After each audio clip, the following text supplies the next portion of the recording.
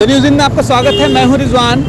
आज हम ओखला विधानसभा market welfare association की टीम के साथ में हैं। आप देख सकते हैं हमारे साथ में प्रेसिडेंट खतीब तियामी मौजूद हैं और आज हम जो है जामिया थाना जामिया के सामने हैं। यहाँ पे कुछ इश्यूज़ थे जो बटला हाउस से रिलेटेड है, जो ओखला से रिलेटेड है, वो डिस्कस करने आए थे। तो आज हम बात करते हैं आखिरकार की जो खतीब तियामी है उन्होंने अंदर जाके एसएचओ साहब से क्या मीटिंग की और क्या इश्यूज़ डिस्कस हुए। देखिए, सबसे बड़ा मसला यहाँ पर चोरियां हो रही हैं मार्केट के अंदर, ताले टूट रहे हैं दुकानों के और इसके अलावा स्नैचिंग चल रही है। जितने पिक पॉकेटर्स हैं वो लेडीज़ कस्टमर्स आती हैं दुकानों पे, उनके पर्स निकाल लेते हैं, उनके पन्नी में से सामान चुरा लेते हैं। चोरियां बहुत बढ़ रही हैं मार्केट में और ये लॉ एंड ऑर्डर का मसला है।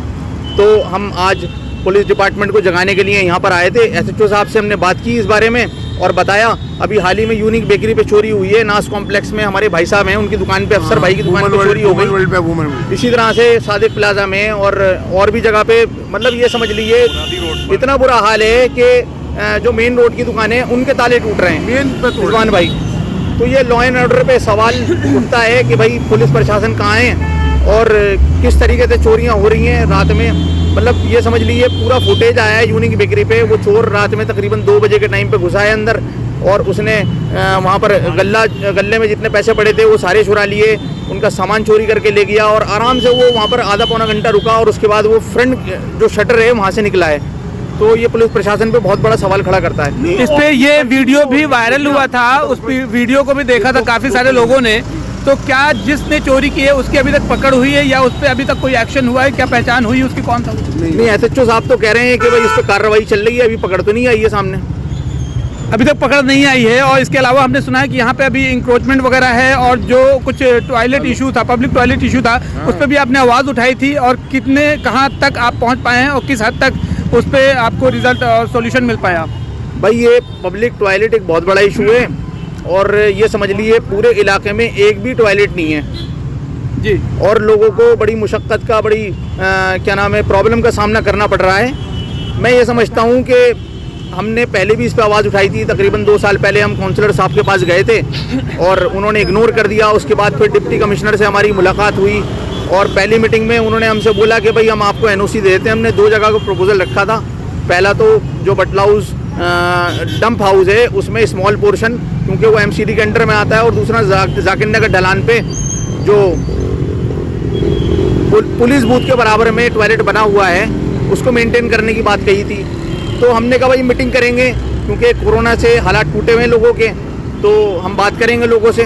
उसके बाद हमने मीटिंग करी, यहाँ लोग एग्री हो गए कि भाई हम फंड दे देंगे, आप एनओसी ले लीजिए। फिर हमारी सेकंड मीटिंग हुई। सेकंड मीटिंग के अंदर उन्होंने हमसे बोला कि भाई मैं प्रॉपर इंस्पेक्शन करता हूँ। जब प्रॉपर इंस्पेक्शन के लिए आए तो वहाँ पर भी लोगों को खड़ा कर दिया गया और लोगों ने कहा कि यहाँ पर बदबू आएगी, यहाँ पब्लिक टॉयलेट नहीं बनने देंगे और ये होगा वो होगा। खैर उनको हमने कन्विंस करा। उसके बाद फिर जब हमारी थर्ड मीटिंग हुई तो थर्ड मीटिंग के अंदर जो डिप्टी कमिश्नर अविनाश कुमार जी हैं उन्होंने साफ तौर पे बोल दिया कि आपके जो काउंसलर हैं इसकी जिम्मेदारी लेते हैं और अपने फंड से बनवाने को कह रहे हैं। तो हमने कहा ठीक है, कोई बात नहीं है। तो हम फिर काउंसलर साहब के पास गए, उनसे जाके हमने बात की तो उन्होंने हमसे 3 महीने का टाइम मांगा है कि 3 महीने में दोनों जगह हम टॉयलेट बना देंगे। तो 1 महीना गुजर गया है तकरीबन। अब फॉलो अप से लेंगे उनसे, दोबारा से हम मिलेंगे जाके कि कहाँ तक कार्रवाई पहुँची है।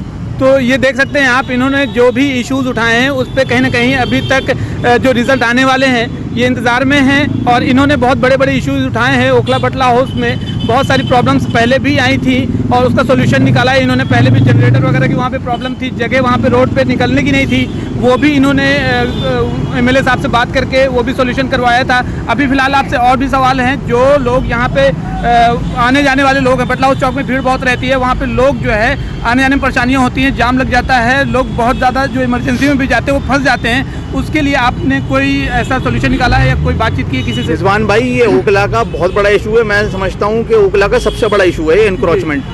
अच्छा, एनक्रोचमेंट तो हर आदमी कहता है, लेकिन सॉल्यूशन की बात कोई नहीं करता। तो हम कोई भी बात करते हैं तो हमारे पास सॉल्यूशन होता है। हमने पहले विधायक जी से भी बात करी थी और काउंसलर साहब से भी बात करी, एसएचओ साहब से भी बात करी। तो मैंने जो नोटिस किया है हमारी टीम ने देखा कि यहाँ पर ग्राउंड पर एनक्रोचमेंट है क्या। तो हमने पाया यहाँ कि एक तो ई रिक्शा, दूसरे ठिये और तीसरे ठेले, अब ई रिक्शा पे आते हैं तो ई रिक्शा यहाँ पर ज़रूरत से ज़्यादा है, यहाँ पर रूट अलॉट नहीं है, जबकि ट्रैफिक पुलिस की तरफ से इनके रूट अलॉट होते हैं। तो हमने ये बात रखी कि इसको 3 जोन में बांट दिया जाए। पहला जोन ये आपका कब्रिस्तान से ऊपर शाहीन बाग, अबुल फजल, ओखला विहार, जामिया। दूसरा जोन जाकिर नगर ढलान से आप शुरू कीजिए, उसमें महारानी बाग, उसमें जुलैना और जितने बाहर के एरिए हैं उसमें। और मार्केट के अंदर लिमिटेड ई रिक्शाज होने चाहिए, और बल्कि जितनी भी मार्केट आपने दिल्ली की देखी होंगी उसमें ई रिक्शा नहीं चलते, उसमें पैडल वाले रिक्शा चलते हैं। तो यहाँ पर पैडल वाले रिक्शा अलाउड करने चाहिए। और जितने भी आपने देखे होंगे ई रिक्शा वो बटला हाउस मार्केट के अंदर ही हैं। यहाँ पर एक सर्वे की रिपोर्ट बता रहा हूँ, 10,000 से ज़्यादा ई रिक्शा हैं इस टाइम, जिसमें जिन लोगों के परमिट नहीं है, माइनर्स चला रहे हैं उनको, ठीक है। दूसरा जो है विदाउट रजिस्ट्रेशन। और दूसरा मैं बात कर रहा हूँ ठियो की। तो भाई रोजी रोटी का मसला है, हम रोजी रोटी के किसी खिलाफ नहीं है, लेकिन रोजी रोटी का मतलब ये नहीं है कि आप पूरा रोड घेर लो। हाँ जी, और दूसरे को आने ना दो, जाने ना दो।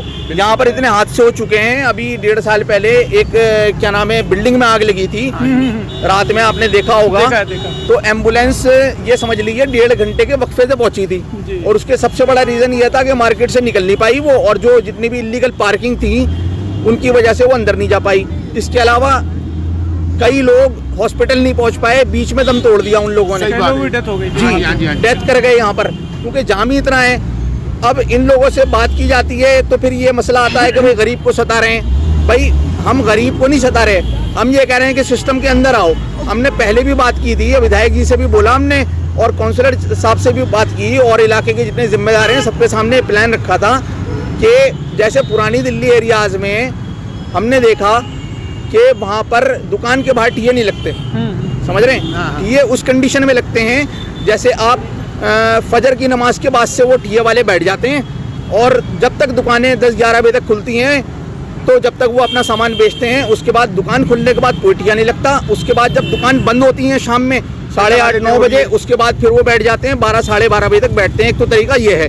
दूसरा तरीका ये है कि भाई ये धोबी घाट की तरफ को एक रूट इस तरह का होना चाहिए कि धोबी घाट की तरफ को, भाई बकरे भी तो खरीदने जाते हो, तो धोबी घाट की तरफ एक पूरी मार्केट डेवलप हो जाए, उधर ही टीए वाले, भाई किसी की परमानेंट दुकान ना हो, लेकिन जितने भी रेडी पटरी वाले और टीए वाले हैं महीना भर प्रॉब्लम होगी। और उसका दूसरा एग्जांपल मैं देता हूँ कि शाहीन बाग की मंडी है, सब्जी मंडी आपने देखी होगी, 5 नंबर से 6 नंबर से 8 नंबर से सब जगह से सब्जी खरीदने के लिए लोग सब्जी मंडी शाहीन बाग जाते हैं। अगर मैं गलत कह रहा हूँ तो बताइए आप। तो महीने भर की प्रॉब्लम होगी, लेकिन जब लोगों को पता चलेगा तो लोग वहाँ जाने लगेंगे। तीसरा ऑप्शन ये था कि जैसे मार्केट में एक दिन की छुट्टी होती है, हरी मार्केट में छुट्टी होती है, और उसमें एक वीकली बाजार लगता है। हमारे यहाँ भी पहले लगा करता था मंगल बाजार जी, और उसको पहले बटला हाउस में लगा करता था, उसके बाद जाम के चलते उसको क्या नाम है ये जो आपका रोड है अंदर हरी कोटी वाला रोड, यहाँ पर भेज दिया गया था। तो इस तरह से एक मार्केट की छुट्टी हो जाए। हमने दुकानदारों से भी बात करी थी, बहुत सारे दुकानदार इस फेवर में हैं कि एक दिन की छुट्टी होनी चाहिए मार्केट की, 7 दिन काम नहीं कर सकते हम, और भी तकाजे होते हैं, और उस दिन बाजार लग जा। तो मेरा कहने का मतलब ये है कि एक सॉल्यूशन दो। तीसरा मैं आता हूँ फिर उस पर ठेलों पे। ठेलों का मामला ऐसा है कि ठेले मूविंग में होते हैं, भाई वो सामान अपना चल के बेच सकते हैं। अब यहाँ पर आपने बटला हाउस में देखा होगा कि बहुत सारे ठेले वाले ऐसे हैं जिन्होंने अपना परमानेंट ठिया बना लिया है। दुकान है, दुकान के आगे उसका डिस्प्ले है, डिस्प्ले के आगे उसके कस्टमर की बाइक खड़ी है, उसके आगे ठेला लगा हुआ है। अब पब्लिक कहाँ से निकलेगी? तो ठेले वालों के लिए भी कोविड के टाइम पे एसएचओ साहब ने भी ये बात बोली थी कि भाई मेन रोड से इनको बोलो कि अंदर गलियों में सामान बेचें। तो हमने ड्राइव चलाया था, सब ठेले वालों से बात की थी उसमें लगा लो भाई, जी सबसे बेटर है। और भाई उनका सामान बिका, वहाँ पर कस्टमर गए। ऐसा नहीं है कि भाई मेन रोड पे जब लोगों को पता चलेगा, और हमारे घर की खवातीन हैं कि भाई वो घरों से नहीं निकलती, अगर वहाँ पर कोई वेंडर आता है सब्जी वाला फल वाला तो वो घरों से ही अपना सामान ले लेती हैं। तो ये लोग आलकस करते हैं, और इन्होंने जानबूझ के मतलब ये समझ लिए एक ड्रामा सा कर रखा है कि भाई हमारा सामान अंदर नहीं बिकेगा। मैं कहता हूँ, मैं दावे से कहता हूँ कि जो पूरे दिन ठेले वाला वहाँ खड़ा होता है रोड पर, उससे ज़्यादा सेल वो चल फिर के कर सकता है। तो हमारे पास ये भी ऑप्शन है कि भाई उनसे हम बात करें और उन लोगों को मेन रोड पे ना खड़े होने दें, वो चल फिर के अपना सामान बेचें। तो ये 3 मसले हैं एनक्रोचमेंट से रिलेटेड जो हमारे पास हम ऑप्शन दे रहे हैं, और आगे इंशाल्लाह ताला हम एक आउटडोर मीटिंग करने वाले हैं। हमारी विधायक जी से भी बात हुई थी, हमारे काउंसलर साहब से भी बात हुई थी इस सिलसिले में, और अभी एसएचओ साहब से भी बात हुई है। उन्होंने कहा है कि आप सब जिम्मेदारों को बुलाओ, दुकानदार भी शामिल हो, ठिये वाले भी शामिल हो। ये तो मैंने अपनी एक नाकिस राय दी है, हो सकता है इससे बेहतर कोई राय आए, आप लोग अपनी राय दीजिए भाई। उसके बाद एक ब्लूप्रिंट उसका तैयार करते हैं, सब लोग जिम्मेदार मिलके। ठीक है साहब, किसी का नुकसान भी ना हो, हमारा काम भी चलता रहे। तो उसके बाद इंशाल्लाह ताला ब्लूप्रिंट तैयार करके उस पे इम्प्लीमेंटेशन करवाते हैं। पुलिस को भी तो देख सकते हैं आप लोग कि ये जो खतीब तिहामी है, प्रेसिडेंट ओखला विधानसभा मार्केट एसोसिएशन के, और इसके साथ में पूरी टीम भी है। इन्होंने हमेशा जो है किसी भी मुद्दों को लेकर, जो भी प्रॉब्लम्स हैं यहाँ पे, बहुत सारे मुद्दों को लेकर आवाज़ उठाई है, उसका सोल्यूशन भी निकलवाया है। जो भी जो राजनेता वगैरह होते हैं, जो SHO यहाँ के जामिया में आके पुलिस थाने में मिलकर बहुत सारे इश्यूज़ पे मुद्दे उठाए हैं और उनका सोल्यूशन भी मिला है। आपसे और चीज़ जानना चाहते हैं, जो ओखला के आवाम है उनसे आप क्या एक्सपेक्ट करते हैं, क्या आपकी उम्मीदें हैं यहाँ के लोगों से? भाई आवाम देखिए मुद्दों की तो बात करती है, लेकिन मुद्दों पर सामने नहीं आती। जितने भी मशवरे होते हैं वो सारे के सारे ड्राइंग रूम में होते हैं, लोगों पर निकल के आए इस मुद्दे पे ड्राइंग रूम में होते हैं। अभी मैंने कई लोगों से बात करी कि भाई हम SHO साहब से मुलाकात करने के लिए जा रहे हैं, आप हमारे साथ चलिए, लेकिन उन्होंने कहा भाई मेरे पास ये फला काम आ गया, मैं नहीं आ सकता हूँ। ठीक है, तो मेरा कहने का मतलब ये है कि भाई आप लोगों का एरिया है, आपका अपना एरिया है ओखला, ठीक है। यहाँ पर मैं समझता हूँ पूरे हिंदुस्तान में सबसे बड़ी तादाद में पढ़ा लिखा मुसलमान रहता है। सही बात। इसका मतलब ये है कि मिसाली एरिया होना चाहिए। अब हम इसकी मिसाल देते हैं किसमें, कि यहाँ पर क्राइम है, यहाँ पर एनक्रोचमेंट है, ठीक है, यहाँ पर इलीगल पार्किंग है, तो लोग यहाँ पर आना पसंद नहीं करते, यहाँ से लोग छोड़ छोड़ के ओखला जा रहे हैं। तो भैया मेरी सब लोगों से गुजारिश है कि आपका अपना ओखला है, ठीक है, आप यहीं पर ही पैदा हुए हो, ओखला ने आपको इतना कुछ दिया है, तो कम से कम अपने इलाके के बारे में सोचो और आगे आओ, रोड पर आओ, बैठो यार, बात करो इशूज़ पर, और इशूज़ के समाधान के लिए जो है कम से कम जद्दोजहद करो, हम आपके साथ में हैं। देख सकते हैं आपकी ओखला के आवाम से, मतलब कि जितने भी लोग हैं उन सभी से जो है मुद्दों के साथ में समर्थन की गुजारिश की जा रही है। एक साथ की ज़रूरत है इनको यहाँ पे, ताकि इस जो अभियान को सक्सेसफुल बनाया जाए।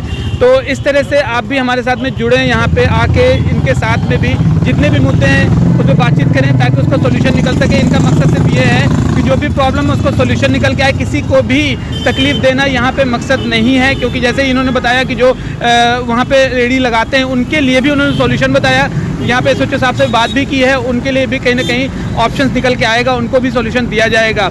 और कुछ आप बोलना चाहते हैं इसके अलावा?